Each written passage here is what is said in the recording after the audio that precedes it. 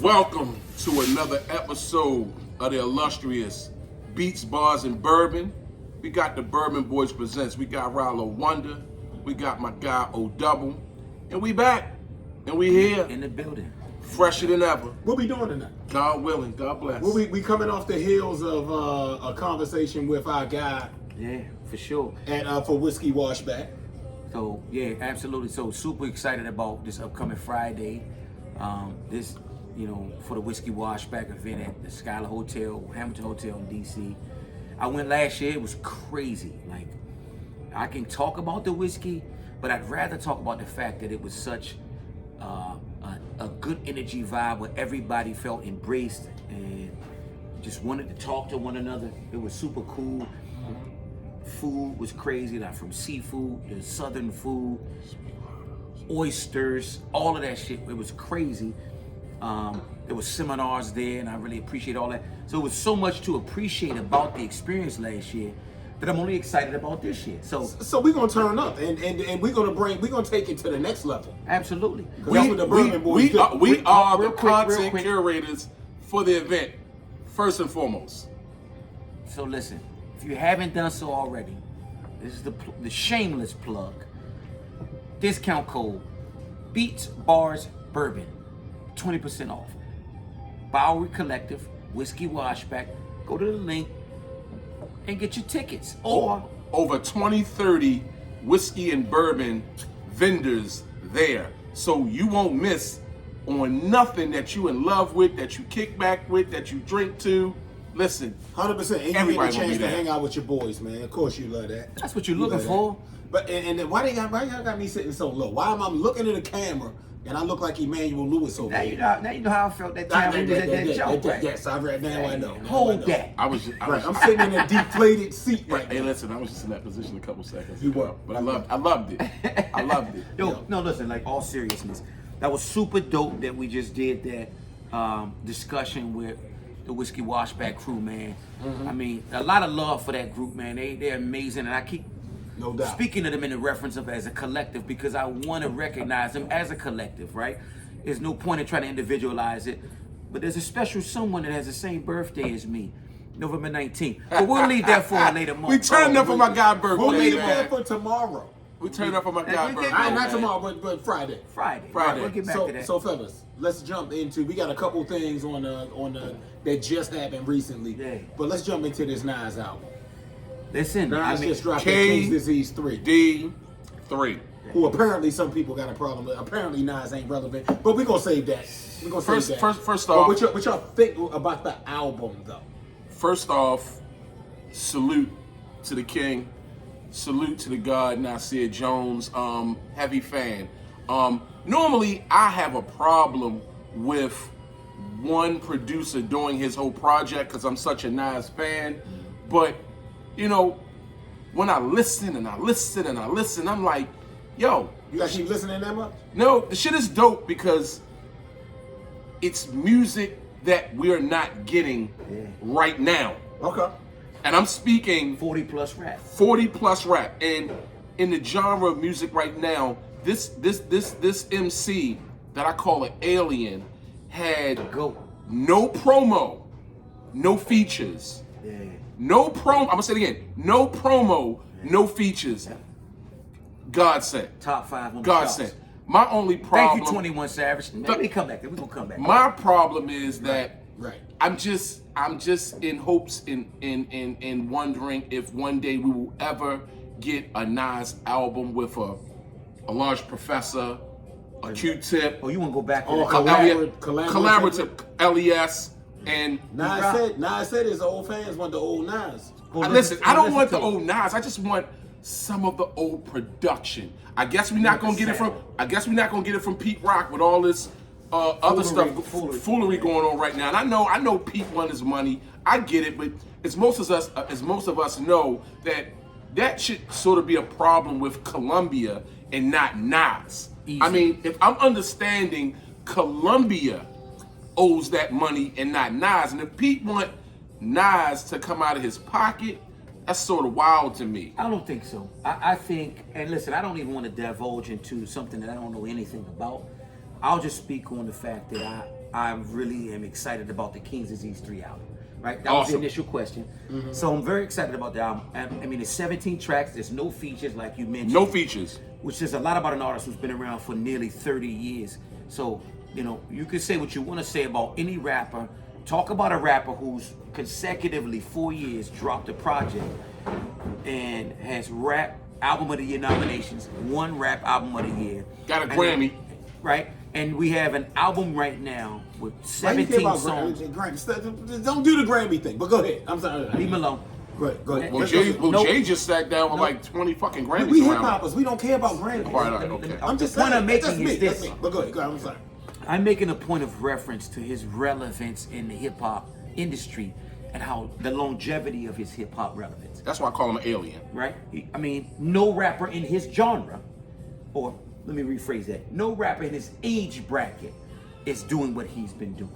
That's my point. So, and then there was a post that I came across where they talked about him, the usage of words that Nas has never used out of his entire catalog, and how many words. And I was like, yo, that's essentially is telling you growth doesn't tail off.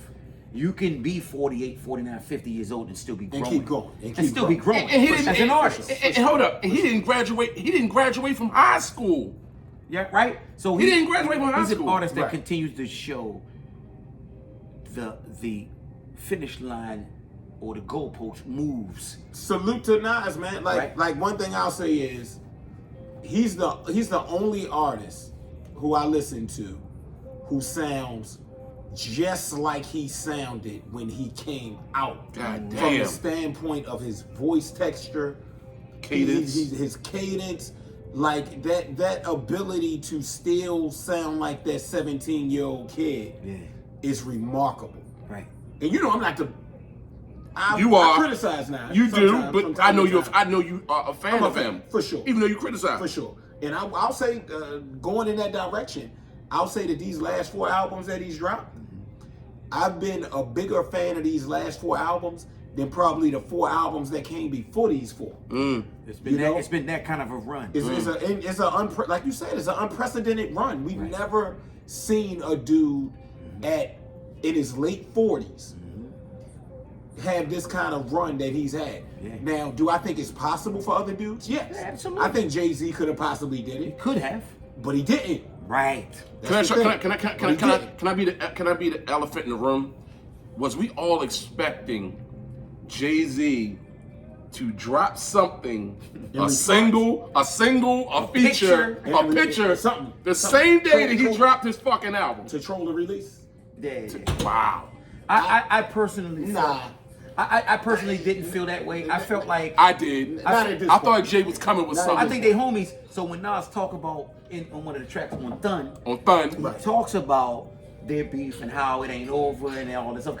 And I think that's good fun rap. And it's, you know what I appreciate. It was dope how we did it. It was super dope. It shows growth. It shows that they big boys. Yeah. And I hope these youngins recognize that. We beefed, and guess what? We can sit and we talk. still here We talking still here about and talking Yeah, about we it. made history. We made history. We made history. It's like Ali and Frazier sitting back talking about their fight Damn. and their Damn. contentiousness Heyday. during the fight.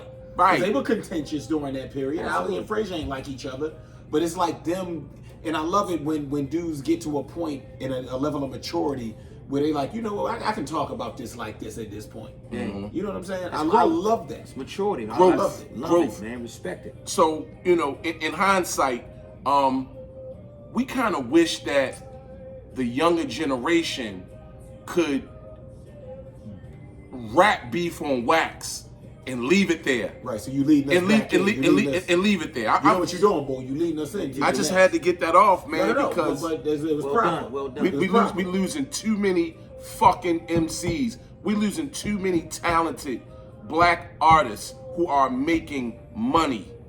Yeah, When is this yeah, shit yeah. going to stop, man? And not only that, man, we're using too many just young black humans. Humans. You know what I'm saying? Like guys who are in their prime, who are like, you're in the music industry, you're making millions of dollars, you doing whatever you want to do, you living a dream, but because we gotta keep living up to this facade of gangsterism, and being around elements that we don't necessarily need to be around, you losing your life at an early age, man, and we hate that. We don't like that. R.I.P. Takeoff, man. This shit gotta stop, man. Like, no, y'all. I mean, listen, man. We all on the same page with that, man. And you know, matter of fact, it's crazy. On the way up here from DC, I listened to the Boosie Badass song "Rocket Man," and he has a line where he references takeoff, like how they try to drop you before you take off, right? And he says, "Shout out Migos" or whatever. And you know, man, real motherfucker rap, like real connection rap, is looked over more and more nowadays. It's like, what gets me up, what gets me dancing, what gets me fucked up, what gets me syruped out, what gets me leaned out, what gets me lit. The ladies want to twerk. That's become more of prevalent.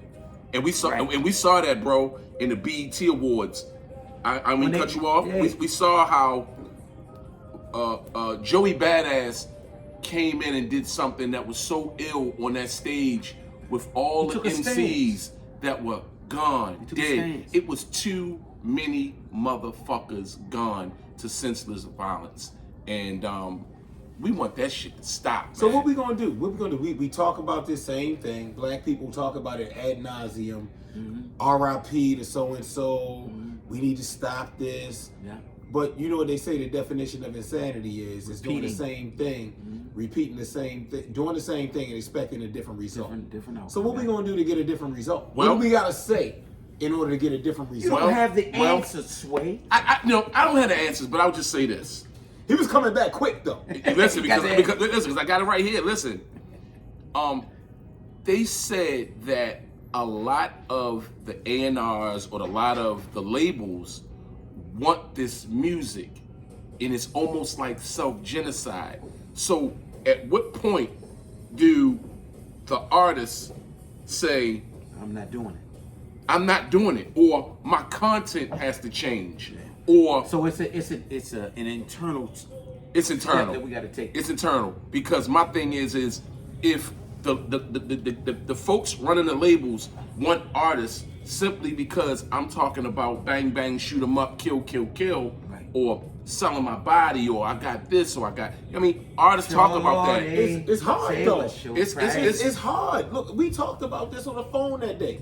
Like, if you got a record label who is telling you, bro, you nice, but you really need to be making content over here like Chief Keef is making, because he's selling. Like, and if you're a dope artist and you've been working on your craft for 10 years and you finally got that plug where you can come out through one of the major labels, and the only thing they saying is, I just don't like what you're rapping about. You need to rap. Your rap needs to be more relevant. It needs to sound like these guys over here. Relevant. That's an amazing segue. And speaking of relevance, because talking about Nas and the King's Disease 3 album and its impact, there was an artist who in my opinion, got caught up in running his mouth. Talked about Nas, right? Unsolicited. And then came out and said he chose the wrong choice of words. And his relevance in rap. And, you know, obviously there was backlash about what he was saying. Major backlash.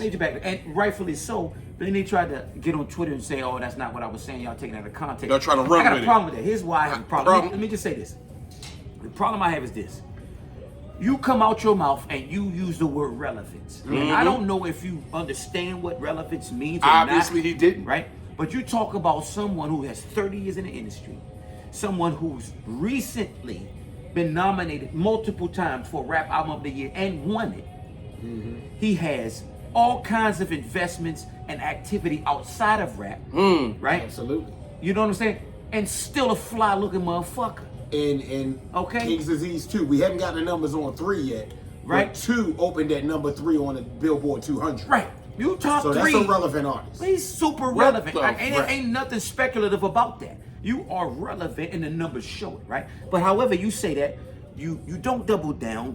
What you do is, like most of these younger generation cats do, is you avoid accountability. You say, oh, that's not what I was saying. You take it out of context. No, you either say, you know what, relevance was the wrong word. He said maybe I chose the wrong word. My thing is, Better say that, yeah, because you was way off base with the way you it was sort spoke about that. It was out of line. It was way out of line. And I feel like this is the disconnect right now between the new generation and the older generation. Is there's no respect, no boundaries, no respect for some of these MCs paved the way. Some of these MCs paved the way. I'm gonna go to academics, Dusty and Dirty, how they OGs. Come on, man. These academics are clown. Well, yeah, he is a clown, but these are the people that paved the way for these artists to make money now. Academics, if you ever watch this, you a buster. A straight buster. Okay? You got slapped on your show multiple times. You got slapped up at an airport by a couple of females. You a clown. Your Buster. existence in the industry is not because of DJing. It's because of gossiping. Sucker. Okay. And that's straight from the Bourbon Boys, man. Straight up. So we got, I don't know, like the way I feel about it is everybody got a right to their opinion, right? True that. Everybody got a right. And that's to where their we getting fucked up right now. Yeah, everybody's got a right to their opinion. Being opinionated doesn't qualify. But no. Go ahead. You got it. Everybody's got a right to their opinion, but also everybody's got to face the backlash that their opinion solicits. Exactly. You know what I'm saying? Like, exactly. So if you got that kind of strong opinion on somebody like Nas, who's a legend, poke your chest out. You poking your chest out? Take everything that comes along with it in terms of the backlash. Take it. Absolutely. Because, I mean, when you're talking about relevance, man, of course Nas is relevant. Mm-hmm. Now, he may not be relevant to you, but like I said in the earlier thing, relevance is in the eye of the beholder. Mm-hmm. Like, and unfortunately for him, the beholder of Nas is a whole big swath of people. It's a generation. It's a lot of people. It's a generation. Yeah. So he's definitely still relevant. And the thing is, like I said on the earlier thing, we got a lot of ageism going on. Mm-hmm. But unfortunately, young people, let me tell you this. When you're 20 years old, you kind of think you'll never get older. One day. But guess what? Just like in a blink of an eye, you'll be 40. Yep. And then you'll be singing a different song when you're 40. So understand, man, we got to respect the older cats. We got to respect the younger cats. One thing about Beach Bars and Bourbon, we always gonna respect the younger dudes. Man, we listen to mad younger artists. My thing is Marcus Clay, you a sharp youngin', man. Marcus Clay, shout out, dope MC. Charles Hyder. We peeping y'all boys. Stove God, Cooks, Earn Cooks. Listen, we are peeping the young boys. We are peeping the young boys. Come on, man. What I don't like is the fact that why is hip hop the only genre of music that has an age on it? Why can Bono, why can Bon Jovi? Because we black? Because we black. We the only ones that like to put an age on some shit. No. Paul McCartney came to Baltimore and sold out the M&T Bank Stadium. How old is Paul McCartney? What's the question? Let's get to the root. Let's get to the root. Why? What's the why? Why does hip hop have to put an age on artists? On legacy. But the thing is, we already know. We already know. Do we? Because we got a sickness in our. It's a crab in the barrel mentality. We got a. It's a crab in the barrel mentality. It's a thing with us. We gotta hate on whoever this group is and whatever they're doing. We gotta hate on this shit. It's just how we've always been. It's a crab in the barrel mindset. It almost feels like in this era right now, if you're rapping about something of content and it makes sense, you're irrelevant. If you are talking about subject matter and your words rhyme, you're not relevant. I've heard people our age say, I can't listen to that shit in the club. I can't twerk to that. Right. I can't get lit to that. Yeah. My thing is I can't lose myself to that. I can't lose myself to that. That's always existed in hip hop. And it has. It's always existed. But this shit is heavy now. Guess what, Osei? What's more existent in hip hop today is the influence of drugs. It's like, for me, for example, I look at it like this. Future clearly talks about lean, syrup, Perks. this and that, perks, this and they are clear, and those are stronger drugs than ever before. To talk about marijuana from the 90s and all that shit, that's what I'm talking about. Reggie. But hold on, but no, Future don't even use the drugs. Here's the thing. No, he don't. Here's the thing. Where does the accountability from our generation? Because I ain't gonna lie, I've been singing the same song since the mid 90s. Right. Like, yo, we getting out of control in the mid 90s. Yeah. Because what in my brain, the thing was, all right, we losing the Culturally, we started losing. We losing the tenets of how this thing started in the 80s. So when you start losing them, and then you start opening the door to this, that, and that, okay, the criminal activity, the drug use. Why do you expect in the 2000s that they're not for it to get better? Right. But they said that it's going to get worse. They said that hip hop was evolving. It wasn't evolving. The when, thing is, we glorified the wrong side of the fence. Yeah, once you that's the thing. We need better gatekeepers. Yeah. The gatekeepers need to be better, need to be stronger, and we won't let the shit that happen. Are these our OGs? No, we are the OGs. We the OGs now. We the OGs. So this speaking out on this is important. It's imperative. It's imperative. We need to be speaking out on this. We can't be silent when it comes to our culture and what we've created. Yeah. Exactly. We are equally responsible for the generation that exists. That exists, 100%. We are part of it. They're a part of it. How do we get past it? It's a collective effort. You know what I mean? It's a collective effort. But listen, on some level, if you got kids, if you got, you got kids. Like I always equate everything to my kid. Mm-hmm. Like if your kid grows up a certain way, and you're like, oh, I'm not liking where you at right now with it. You gotta really go back and be introspective and look at how you raised your kid. It's an existential question. It is. You know what I'm saying? And that's the deep part about it. So, listen, we get deep as the abyss. Deep as the abyss. When we got to. But, we don't want to take it outside of bounds. We're going to keep it here. And really what we wanted to do was just kind of level set the fact that we have an amazing experience coming up, man. Listen, we're content creators. We curate cultural experiences, and it's all in the name of fun, right? Whiskey, hip hop, pop culture, and most important, life. Our experience together as brothers, man. Right. You know what I mean? 100%. That matters more to us than anything. We learned that more than anything during the pandemic. One thing I say personally coming out of the pandemic is that my brotherhood to you guys only grew. Absolutely. Right? We rode bikes in DC. We rode bikes in Baltimore. We met at bars that was out in the open street. Everything was about safety but brotherhood. We never sacrificed brotherhood during that time. And here we are. Now we're doing something together that means a lot to us, right? So this is a hobby, but it's a fun motherfucking hobby, man.